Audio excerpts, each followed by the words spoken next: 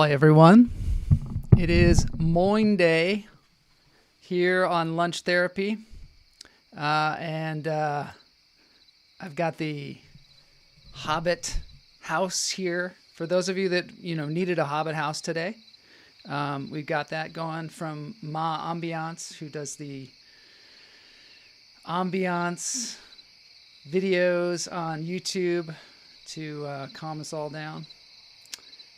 So yeah, it's night here because I am down under in Australia.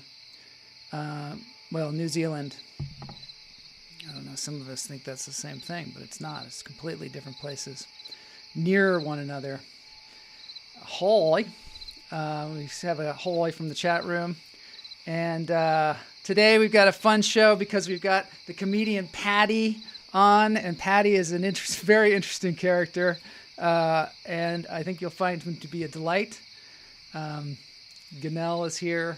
Good to see you, Ganel. Ganel gave me some background video that we're going to share here in a minute. But let's get into this thing. Today, for those of you that haven't been on Lunch Therapy before, Lunch Therapy is a place to escape the madness, to escape all the crazy, horrible things that are going on in the world right now. Some of them seem to have been perhaps alleviated, but the bad just keeps coming. So let's roll in for some lunch therapy.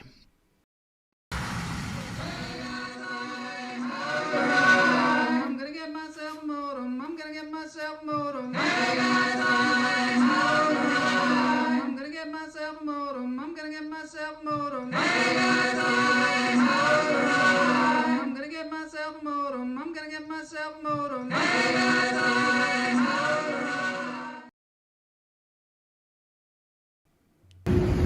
All right. Todd Lee says, "Hoy, it's a new day." It is a new day, a new dawn, a new era. But we still have COVID. I don't know. It's pretty dark.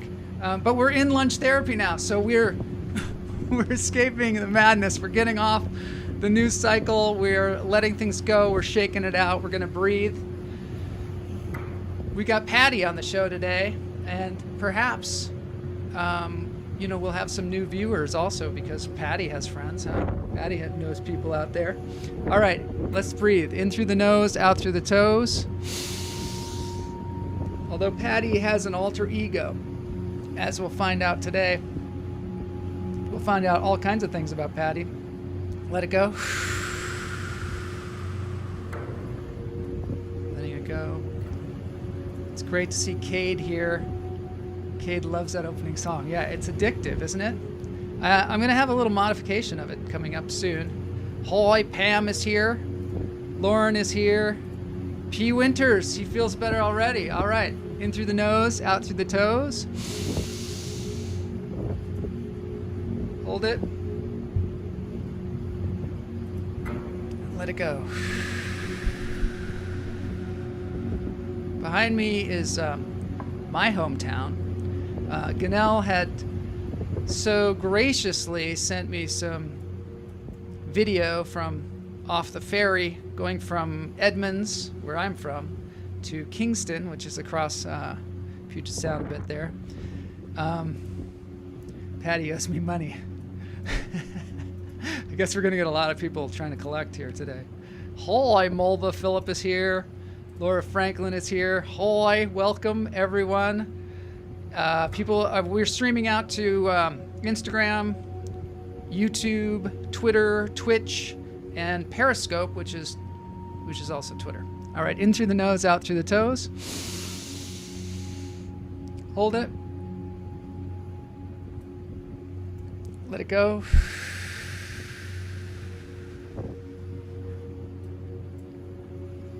Rob Thal is here. Hoy. Good to see you, Rob. I want to move on. Rob is very familiar with this view as well, this Edmonds view. This is another view in Edmonds from the ferry that I wanted to share with you. Another one from yesterday that Ganel sent me.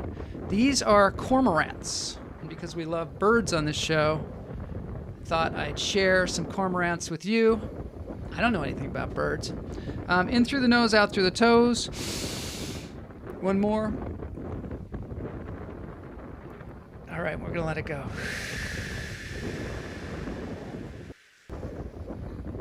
So let's get into this thing. A little bit of music here to get us pumped up, because what's going to happen is we will not be sacrificing any kiwis today, but we will be going to Australia. And that is a bit of a surprise today. So we have some news coming. This is Halfred and Taz, by the way. I'm just going to crank it up for a second because we got to get our blood moving. This is I don't know, this guy makes video visualizations, Taz, for raves, and then this person Halfred makes the music, so I love that. But now we've got some breaking news.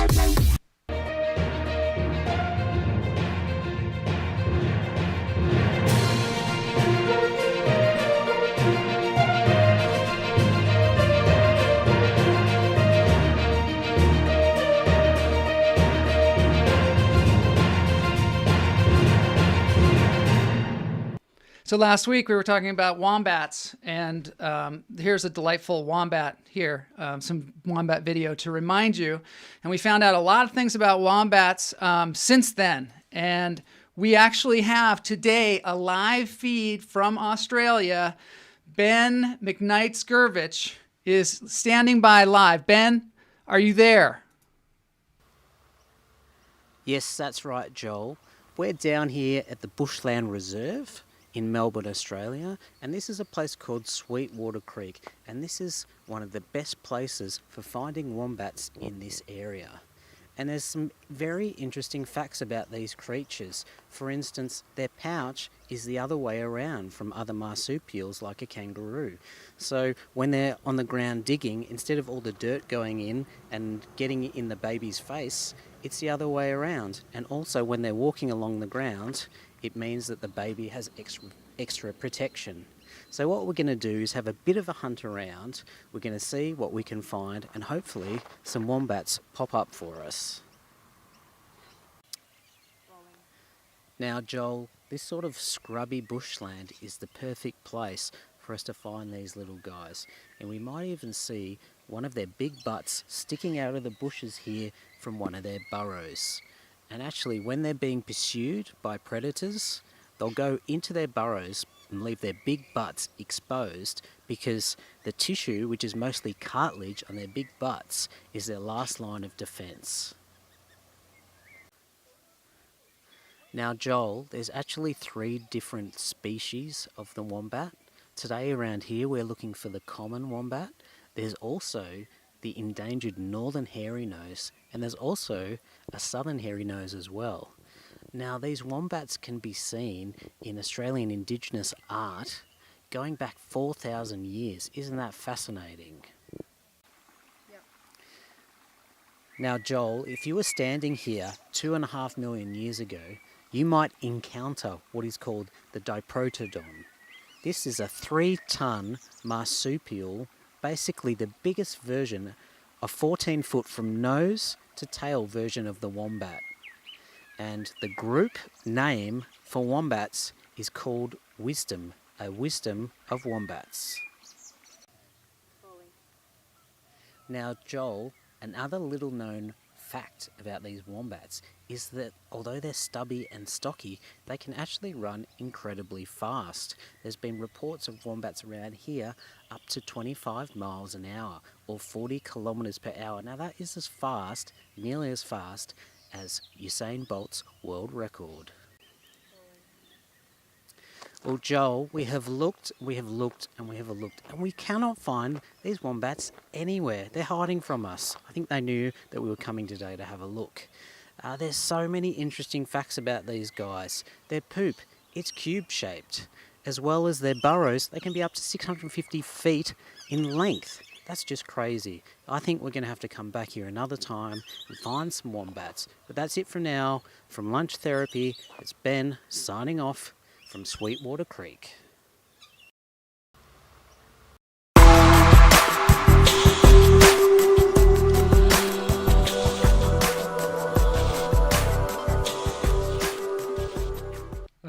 I totally blew the transition there. So that's the kind of show this is today. The next thing that's going to happen is Jay Gaffney's going to show up. And there he is, Jay Gaffney. Who's this Joel?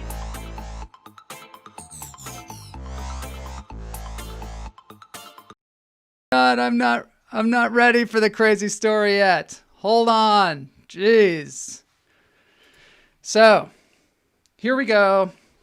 We just have to collect our thoughts a little bit here. And some of the most startling facts were cubed poop. Yep. Wombats have cubed poop. And let's see what else. Wombats can run as fast or faster than Usain Bolt. Is that true? What the heck? And then the other thing is a bunch of wombats is called a wisdom. I think that's fantastic. We got to get that Ben McKnight's guy a new agent. All right, so now we're finally moving on to the showcase of the show today. The big tent pole of the show. I think we need to breathe again. That was a little nuts. Yeah, okay. One more breath, in through the nose, out through the toes, and then we're going to get to Paddy. Hold it. Cube poop is easier to stack. Yes. Let it go. Okay, the interesting thing about Paddy's crazy story, and perhaps this is Paddy. I'm guessing this is Paddy. Are their buttholes square? I have extracted the actual crazy story from the show, from the interview today, because I feel like everything around it was super interesting. So let's just see how this goes. Paddy, the actual crazy story is being saved for another day. But here we go. Here's my discussion with Paddy, the comedian. No worries. There's no business like Joel business. Yeah, I'm telling you, it's a little wonky, but let's go for it. Crazy story time.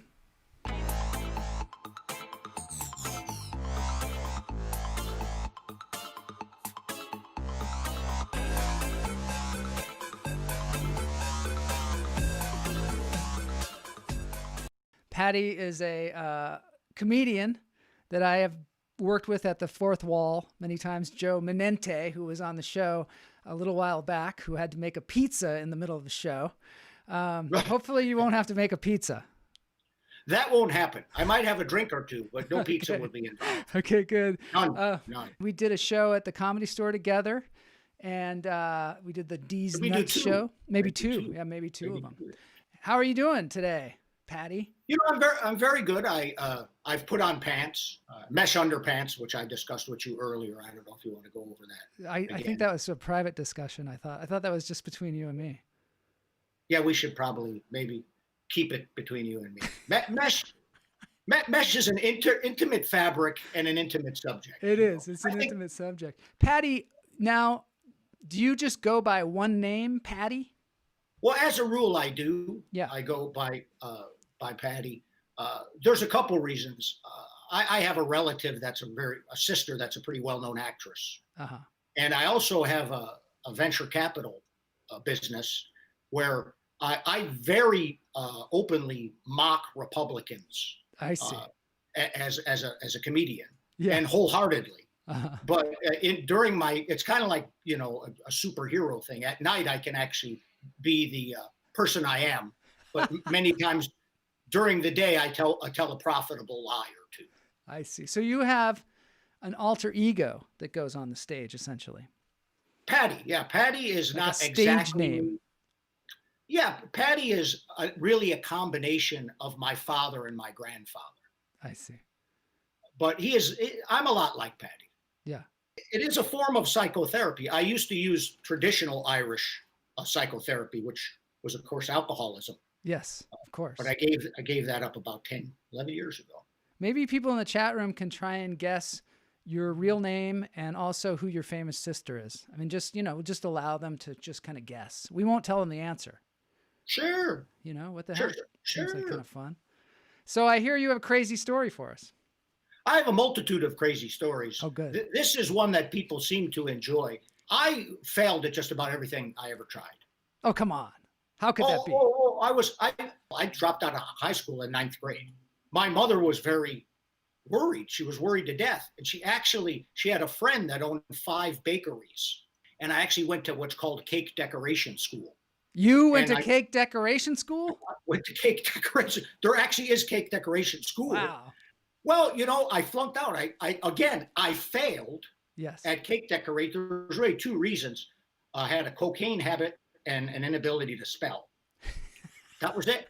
They bounced me out of that. I failed at marriage. I've been, married a number of times. But, Joel, Yes. the first thing that I succeeded in was quite a surprise.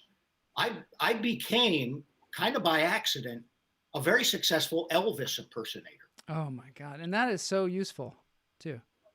Well, in a way, it's very useful. It's like a magic trick. Yeah. But the thing about it is, even if you look at that as a success, Yeah. it's really a failure in show business. On the show business totem pole, Elvis impersonator is about 2 rungs below rodeo clown. Yeah. It's pretty low. Pretty low. There's not a high bar standard there. Well, and there's a lot of variations too. So you can, there's a lot of leeway. Yeah, there's people that choose to portray a rotund Elvis, a larger Elvis. Yeah. Which I would ask them, why is it you choose this amalgamation of Elvis to impersonate? And they said, this is the era that I relate most to. This is the version of Elvis. I'd say, I just probably think you're fat and lazy by nature. Yeah, I think they probably just want to eat more. Yeah, they don't want to really work at it. They want to get the Elvis thing. Yeah. Without actually having to put the work in. Seems like a good choice, really, except for the whole heart attack thing and all that. That kind of gets in the way. About very high cholesterol, the inability to move very well, and of course, people just think of you as a large clown. I used to do Elvis all over the world, all over Asia, and even to this day, there's less demand if you looked at Google searches for Elvis impersonators. It's fallen off. Dwindling. It was at its height at about 2004, which I was in my heyday then. Do you ever go back to Elvis impersonating? I do on just occasion. Just to pick up some extra bucks when the stock market is down or something? Well, I'll tell you why I do it, and I do it on occasion. You do? I do it for charity, and I do it they flew me out to Chicago, and I did a charity show, big show, for a Blue Cap Society, which helps developmentally disabled folks learn a trade and, to be able to support themselves. I'm going to do that again. It's going to sound the same, but the view's going to be a little different. Woo! Woo!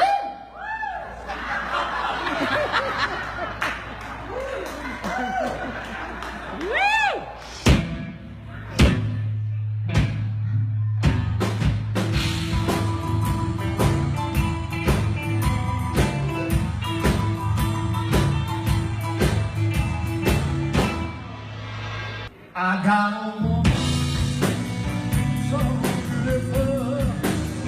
She's good to me.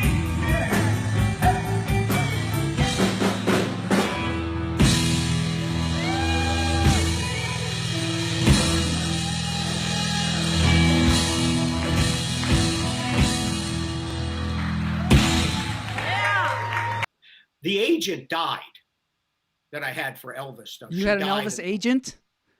Wow, I didn't know there was such a thing. All she handled were Elvises. Wow. All she handled was Elvis. So I would do contests where this is something that a lot of people don't know, but these Elvis contests are mostly rigged. They are. They're mostly rigged. I thought so. I knew it. Yeah. I knew it. Well, the cat's out of the bag. The conspiracy theory has been exposed. What it is there's such a weird love of Elvis Presley, that you have a guy, every neighborhood has a guy that at the VFW does Elvis or, dresses up like Elvis, and he's got little fans there. So they would set up contests in major cities, and they charge people $150 to enter, right? Wow. And the prize would be $5,000 for first, $2,500 for second, and third would be $1,000, right? Yeah. Well, and sign them up. Then they charge their friends to come and see the show, and they'd sell them like the tape of them singing. And then they would have like Elvis's third cousin there selling a book. You know, like anything oddly, like his gardener was there one year for some reason. You know, what was he? It's really a racket, like? this Elvis thing. I had no idea. I'll tell you what they used to do. And at the time, I needed the money. Yeah. But that gets back to my porn career. I'll leave that alone. Yeah, leave that alone, because that is a whole other crazy story. That's a whole other crazy story I'm not going to get to right now. It was briefly a stunt penis. I wanted to be a real porn actor, but I was too young to grow a mustache. So it was difficult. But what they would do is there were guys that I worked for $500 a day, and they put me up in a hotel, and I would show up, and it was the same guys. We all knew each other, and we would win first, second, and third every time. But we never got the 5,000. We got $500 a day just to be there, and we'd be in like the initial competition, then the finals, then we'd come out and do the sing off, and we would win the contest. I did them in all over Nevada. They would, I would fly there. They'd pay me $500 a day. So they, instead of 5,000, they got like for 1,500. They didn't pay any prize money, and the guy was very successful at doing them. It was a bit of a flim flam, but I had no idea going into this crazy story that I would hear you telling me that you were an Elvis impersonator. I would have never guessed that. That was like the farthest thing from my mind. I thought maybe you were going to tell me, a leprechaun story or some kind of thing about this incredibly like large family that you have, or some stereotypical thing for being an Irishman from Chicago. Are you from Chicago? I am. That's what I thought. See, I got a memory like a trap. You do, sir. I'm the child of immigrants. You are? Which, when people look at me, they don't identify me with immigration or anything like that, or the child of immigrant, because they're kind of like, they're not, I'm from the wrong side of the crayon box as far as Fox News is concerned. They never show pictures of people like me as children of immigrants. Right. That's the thing about being an immigrant. They don't realize that most of us are immigrants, like just 1-2 generations back. So that's the thing that's so confusing to people for some dumb reason. This whole country's full of immigrants. Yeah, my father will scream and yell.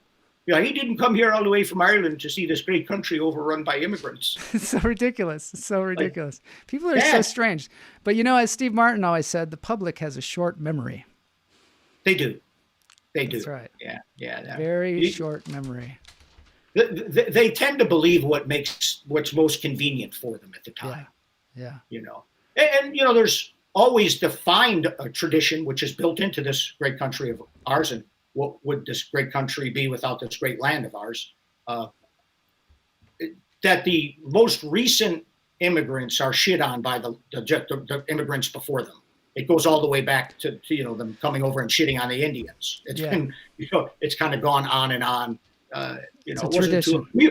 The Irish were the original unwashed hordes. I'm from Seattle, and they have a thing. I'm from Seattle, and they have a thing about people that move to Seattle. They have a thing called the Seattle Freeze, where people will move to Seattle, and people that live there will not talk to them. That's what they call it, the Seattle Freeze. I'll try and freeze them out. And it's like the people who just moved there last decade, they won't talk to the people who move there this decade, and so on and so on and so on. So they're just like, it's ridiculous. People are ridiculous. I love the fact that, because what they do in Chicago, if they don't like you, is they beat the hell out of you. So I love the fact that in Seattle, the silent treatment. They give the silent treatment. Well, they're very passive aggressive in Seattle. They're very passive aggressive. We're like masters of passive aggression. I just won't speak to you. I don't even see you. That'll teach you a lesson. We don't want you here. How will they know? You'll get the message eventually. They'll figure it out. I won't speak to them. Yeah. That's like Irish telepathy. We're supposed to figure it out like it's a jigsaw puzzle. Exactly. Well, if you don't know, I'm not going to tell you. You know what you did. You're like, no, I didn't. Awesome. I don't know what I did. All right. Well, I'm going to have to wrap it up. But that was a great story. Listen, Joel, I want to thank you for having me on. I mean, thanks for being here. This is my first time. It hurt a little bit. I'm going to cry and jump in the shower. Well, being a comedian and switching over to the internet, is a painful birthing process for all Well, of us. it's like I remember methadone. Yeah. It's Yeah, like right. It's like non-alcoholic. Not quite the beer. same. Yeah, like non-alcoholic beer, you get bloated, you burp, and you fart, but there's none of that nasty. Like, that isn't why I euphoria drank you it in the get. first place, I don't think. No, that was what I put up with to get the thing. But we have to do what we have to do. Yeah. We do. I'm at Paddy for Comedy at Paddy for Comedy Instagram. But Okay, we cool. do a mic twice a week. Myself and the amazing Nick Linsmeyer, if you remember Nick. Oh, yeah, Nick, he's great. So we have a show in Pan Pacific Park, the Platinum Plus show. We Okay. do mics twice a week, which are diamond mics. Diamond mics. There are no leagues. Wow. There are no little leagues. Yeah. So all these public parks have baseball diamonds with bleachers. Oh, so we use diamond those mics. as a seat. Oh, we get 15 or 20. Look, stand-up comedy is a drug. Yeah. And having the immediate response of an audience is addictive, even if it's a bunch of other stand-up comics who are basically ignoring you. There's nothing addictive about stand-up comics in the audience. Come on now. Come on. That's stop so, it. it's the most silent experience ever as a comedian. Well, I remember like the one thing We I are the like, worst audience ever. terrible, and won't even do what we want the rest of us to do Yeah, when we won't even do it. and we'll be mad at him. You were looking at your phone during I know. The one thing I loved about Joe's place Yeah. is people were sat right there. Oh, right? the fourth And wall transformed open Absolutely. mics in LA, With- at least. without question. Yeah. Because there's another place that I won't mention the name of, Bert's Back Room, that that really was a soul-crushing experience. Oh, man. You know what I mean? Yeah. You would go there, and you really had to go back and actually be in front of a real audience to gain what you'd lost of yourself. The comedy's the silence. There's one downtown that was like a dive bar. Lexington. Lexington, thank you. Oh my God, crickets. I did the Lexington for a while. I mean, for like a year. And I'd go down there and just do it, because I was just working through my material, and there was like nobody there. I might as well have been at home. And Cassie Jenke, who hosted the Thursday night one that I would go to all the time, she would act like she was playing a stadium. She was great. Sure. She had music. She would introduce people. She was so encouraging. She was like the only audience member, and she's a very encouraging audience member. But other than that, I mean, it was just like, The difference is it's a deeper room, right? yeah. So but at Bert's, the people would be sitting right in front of you. Yeah. Like right in front of you, completely oblivious to you, looking at their phones to a certain extent. It's the equivalent of like locking myself in a dark room with a tape recording of my father listing reasons why he's disappointed in me. Yeah. It's like being held hostage. Because I don't think we do this because we're very secure people, Yeah. And sometimes I would walk out of like, well, you think you're funny? Because my father never thought I was funny. Like Yeah. he would tell me a joke. He'd go, knock, knock. Actually, who's there? He said, you're not funny, Paddy. That's it. That's the That whole was thing. his joke. Thanks. You're not funny, Paddy. Oh my God. I had an acting teacher one time that I was close with because I was at a Shakespeare company in Massachusetts. And one night we were out drinking because that's what we did. And we were around a campfire, and I told a joke. And I told this joke, and I told it the best as I could. And he looked at me and he said, "Joel, it's a good joke. You just don't tell it very well." God, I was like, my God. Why don't you just punch me in the gut? I know. And it's one of those things where you remember everything, the look on his face, everything when he said it. You're like, thanks, pal. That was so helpful. I appreciate that. Yeah, really, that's constructive. It's very constructive. bring with Something that- like that, very constructive. I'll bring that with me on stage whenever I go to do comedy. I made the mistake of, because I came to California and I really became affected by, I took an acting class with a guy named Greg Malavy, who's a great teacher. And it was very method based. So you kind of learned when you're from South Chicago, raised in South Chicago, you don't want to be too in tune with your emotions. Right. It can be Get you in trouble. detrimental. Oh yeah, I can.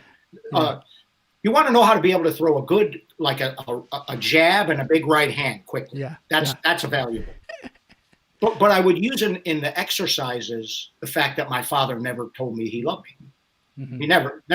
No, he put clothes on my back and a roof over my head. Yeah. And fed me. And so I come back to Chicago for a holiday. Yeah. And I've got it in my head that I'm going to tell him, I love you. Yeah. So the moment came, it was after dinner, we're sitting in the front. And I just said, Dad, I love you. And he looked at me, kind of turned his head, said, are you queer? Oh, no. For I said, them, no, Dad. He said, then enough of that shit. it's so weird. Go For get me a them, it beer. was like a sign of weakness, for that generation. It just was like a sign of weakness. And it's weird that they would equate love and like sex. When you're telling it to your like relative, it's just that's just deranged. Well, because for them, the only real love that they could acknowledge was one that led to getting laid. Right. Right? It's okay to say you love someone if you're eventually going to fuck them. That's perfectly okay. So when your dad asked you if you were queer, you were like, yes, I am, and I want to get in bed with you right now. Yes. Father, I've always been attracted to you, and I think it's time that you and I get in that. That's why I told you I love you, of course. It's all sexually based. I'm erect right now, Father. I'm erect. With a new kind of love. They've taught me in California. So hilarious. It is all true. Well, I've gotten a good laugh here with Paddy, the Very comedian. Good. And Hey, thanks for... Thanks for being gentle with me. Certainly. Most certainly. We are always gentle. That's what, if there's one thing we are here at Laugh Therapy, it's gentle. Maybe we're not always funny, but we're definitely gentle. We've got it in the gentle department. The funny thing, we could crank that up a bit. Jury's still out on that one.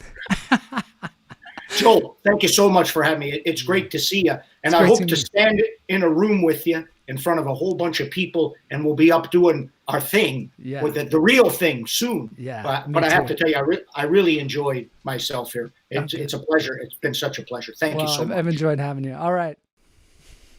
Okay. That was Paddy, and I hope you enjoyed that. He's hilarious. He had a crazy story that he told, but I just, the stuff around the crazy story was so much fun that I had to really play that, because otherwise, it would go too long. And Paddy is hilarious. I got such a good laugh talking to him. Jose is here. Cult of the Hummingbird. Hum, hum, hum. Paddy, it's good value. It's good value. And Ben McKnight, Ben Gurvich, thank you for doing the remote from Australia. And yes, that was from Australia. Maybe not so live, but pretty live. Pretty live. He's a live one. Jose, yeah, there's some really hilarious stuff you might want to go back and take a look at. Cade, thanks for being here. Ganell, now I've got a treat for you for the dance break. I think you're gonna like it. This guy is named Algal the Bard, and he does bardcore.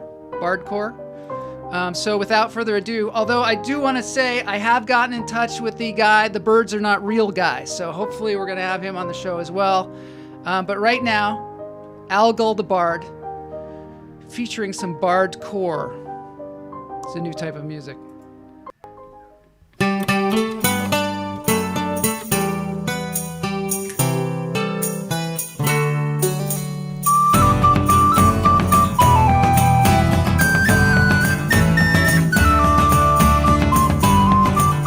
Guy has all kinds of songs on his YouTube channel, so subscribe. Yeah, that was super fun, Ben.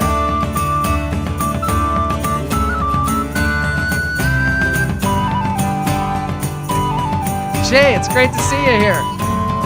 Haven't seen you in a while. Good to see you. Kamala, always great to see you. Oh my God, the Birds Are Not Real guy. Yeah, we were in communication, talking over the music as usual.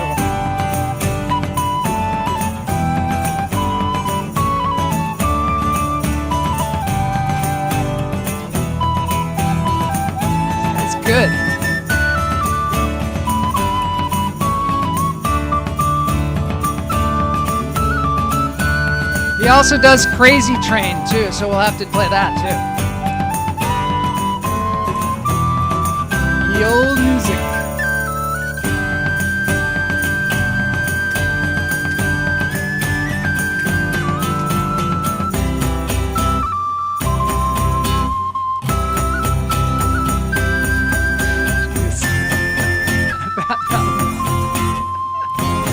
Maybe Mark Striganell out there in London could do that for us. Fat Bottom Wombats. Exactly. Thanks, Rob Thal, for joining us. Great to see you. All right, everybody. Over and out. See you on Wednesday.